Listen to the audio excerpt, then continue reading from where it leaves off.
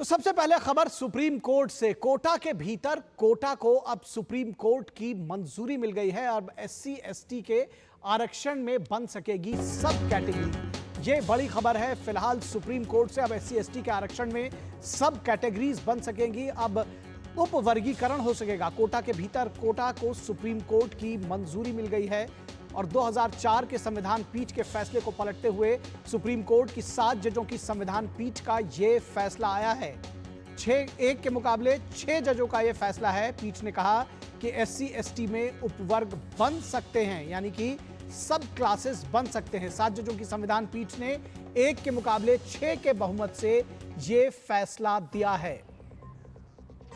राज्य अनुसूचित जातियों और अनुसूचित जनजातियों में सब कैटेगरी बनाएं, यह कहना है सुप्रीम कोर्ट का, और वो इस पर अब आरक्षण दे सकते हैं। इस आधार पर इन कैटेगरीज को आरक्षण का ज्यादा लाभ दिया जा सकता है और जिससे अब तक की जो वंचित तबके रहे हैं, जो जातियां रही हैं, उनको आरक्षण मिल सकेगा। 7 जजों की बेंच ने 2004 में ईवी चिन्नैया के मामले में दिए गए 5 जजों के फैसले को पलट दिया है।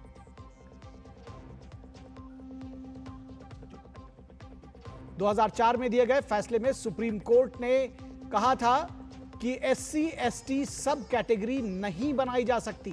अदालत का कहना था कि एससी एसटी में उपवर्ग नहीं किए जा सकते और उसको एक वर्ग माना था। लेकिन अब 7 जजों की पीठ ने इस फैसले को पलट दिया है। अनुसूचित जाति जनजाति को उपवर्गों में विभाजित करना अनुच्छेद 14, 15 और 341/2 का उल्लंघन नहीं है। ये 7 जजों की बेंच ने आज अपने फैसले में कहा है। एससी एसटी समुदाय में हर जाति की मुश्किलें और पिछड़ापन अलग अलग है, यह कहना है सुप्रीम कोर्ट की संविधान पीठ का। आरक्षण का फायदा जरूरतमंदों तक पहुंचाना जरूरी है और आरक्षण का फायदा जरूरतमंदों तक पहुंचे, इसके लिए यह जरूरी है कि ओबीसी की ही तरह एससी एसटी वर्ग में भी क्रीमी लेयर लागू करें, ये अदालत का कहना है। तो अब एससी एसटी के आरक्षण में बन सकेगी सब कैटेगरी।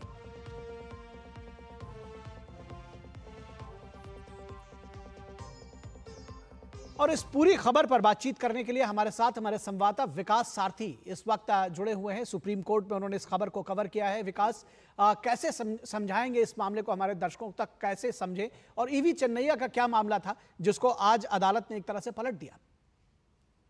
देखिए, जो सुप्रीम कोर्ट का पिछला जो 5 जजों का फैसला था, उसमें ये कहा गया था कि जो एससी एसटी वर्ग है वो एक होमोजेनस क्लास है, वो एक समान वर्ग है और इसलिए उसको आगे और विभाजित वर्गों में नहीं किया जा सकता। लेकिन अब 7 जजों की संविधान पीठ ने उस फैसले को पलटते हुए 6 जजों का ये निर्णय है कि scheduled caste scheduled tribe community में भी सब क्लासेस बनाए जा सकते हैं। यानी इस वर्ग में अगर कुछ जातियां ऐसी हैं जो अत्यंत पिछड़ी हैं और जिन्हें अब तक आरक्षण का फायदा नहीं पहुंचा है, तो उनको अधिक प्राथमिकता दी जा सकती है उसी एससी एसटी वर्ग के आरक्षण के प्रावधानों के तहत।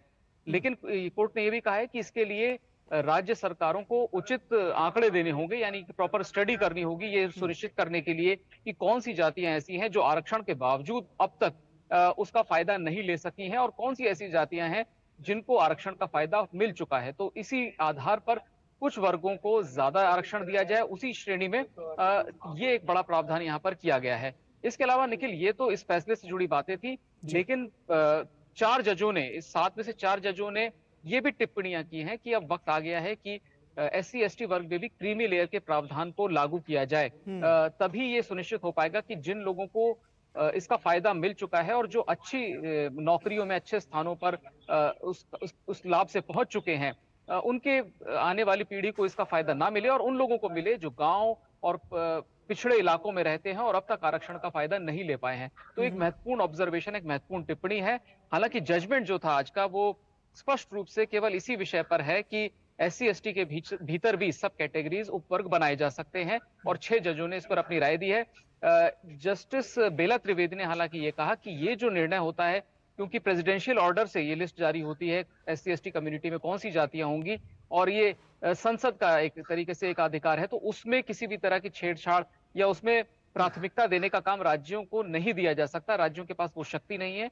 जस्टिस बेला त्रिवेदी ने इस आधार पर अपनी आपत्ति जताई और बहुमत की राय से अलग फैसला दिया है। लेकिन 6 जजों ने यह माना है कि सब कैटेगरी बनाई जा सकती है उचित प्राथमिकता देने के लिए अत्यंत पिछड़े अनुसूचित जाति और जनजाति के लोगों।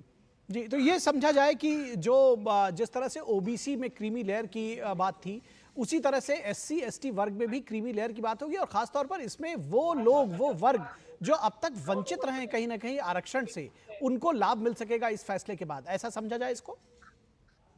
देखिए, ये इस फैसले से उनको लाभ नहीं मिलेगा क्योंकि क्रीमी लेयर को लेकर के सुप्रीम कोर्ट का कोई निर्देश नहीं है, क्योंकि जो हम्म, उनके पास मैटर आया था, जो हम्म, उनके पास क्वेश्चंस पहुंचे थे, वो इससे जुड़े हुए नहीं थे। हम्म, लेकिन जब इस मसले पर कोर्ट ने एक फैसला दिया और अपनी राय रखी, तो जजों की 4 जजों की ये टिप्पणी है जिसमें वो स्पष्ट रूप से ये कहते हैं कि अगर किसी किसी परिवार की बात करें, अगर किसी परिवार ने आरक्षण के फायदे से अच्छी नौकरियां पाई, वो उच्च पदों पर रहे, तो उनकी जो दूसरी पीढ़ी है वही उस फायदे को दोबारा ना ले। हम्म, ये एक तरीके के सैद्धांतिक रूप से हम्म, सहमति जताई है इन 4 जजों ने। हम्म, लेकिन ये नियम या इस जजमेंट का हिस्सा नहीं है।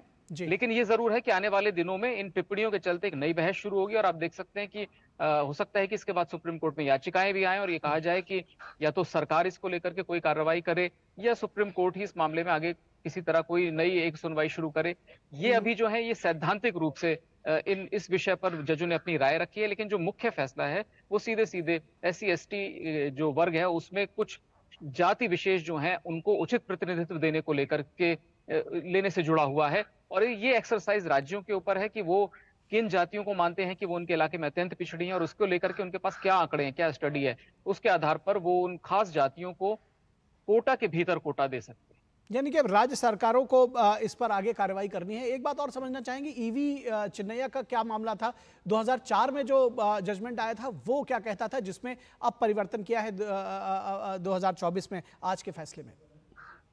जी निखिल, उसमें सुप्रीम कोर्ट की संविधान पीठ ने यह कहा था कि जो एससी एसटी वर्ग को हम जब रिजर्वेशन देते हैं तो हम उसको एक होमोजेनस यानी एक ऐसा समूह मानते हैं जिसको आगे फर्दर विभाजित नहीं किया जा सकता। लेकिन हम्म, यहाँ पर सुप्रीम कोर्ट ने माना है कि ऐसा ये जो 5 जजों की पीठ का फैसला था वो ठीक नहीं है, हम्म, क्योंकि इससे आरक्षण का फायदा ये एक तथ्य है कि आप देखें चाहे वो ओबीसी कैटेगरी में हो या एससी एसटी कैटेगरी में हो, राज्यवार आपको मिलेगा कि कुछ जातियों को उसका फायदा ज्यादा मिला है।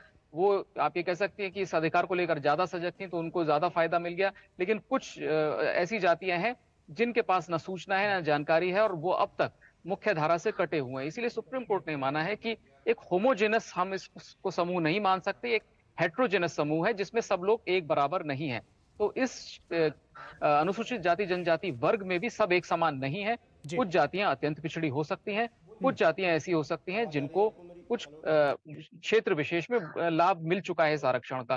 तो ये पहचान राज्य सरकार अब पूरे अध्ययन के बाद कर सकती है और इसके आधार पर आरक्षण में उनको ज्यादा प्राथमिकता दे सकती है ऐसे वर्गों को, ऐसी जातियों को जो अब तक अनरिप्रेजेंटेड रहे हैं।